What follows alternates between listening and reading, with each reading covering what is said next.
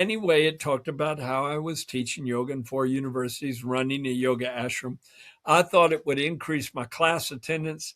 I did not know it would alert a local prayer group, Christian prayer group, to start praying for me. And they put me on a 24-hour prayer chain where somebody was seeking God in my behalf every hour of every day. 3 weeks later, I get this letter, which is part of the answer. Little by little, God's bringing the answer. And then the next part is utterly amazing, fantastic, because one of the members of the prayer group happened to be 2 miles away from me that afternoon when, because I was running late, I had to hitchhike to University of South Florida because I own no material things as a yogi. And so I couldn't walk. I had to hitchhike. So I step out on the road hitchhiking. This member of the prayer group, who just happened to be, coincidentally, a former yoga devotee himself, who could have talked to me better than that, right? See, he fit the job description perfectly. And he was walking in a laundromat to do his dirty clothes.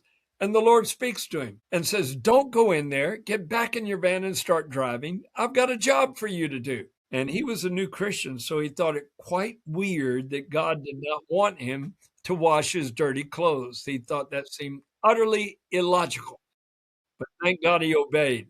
And he threw his dirty clothes in, got behind the wheel, and said, "Okay, God, where do you want me to go?" And he felt led to go a certain direction. And then he felt led to turn. And then he felt impressed to turn again. He saw me standing there hitchhiking. He never picked up hitchhikers. He lived by that cardinal rule. But he said it was like invisible hands forced him to pull over. I opened the door. Now, I'm still praying, Tatum. I'm still saying, "Jesus, this is your day. I may be on my way to teach a yoga class, but this is your day." And when I opened the door to the van, there's a picture of Jesus that he's taped to the dashboard. And I knew it was my answer. I sat on the edge of my seat. I'm waiting. And a few minutes later, he said, "Can I ask you a question?" I said, "Yes." He said, "Have you ever experienced Jesus coming into your heart?" I said, "No, but when can I?" And he did a double take because he didn't think I would give in that quick. He said, "Well, you can come to our prayer meeting tonight." I said, "I don't want to wait for a prayer meeting. I've been praying all day long.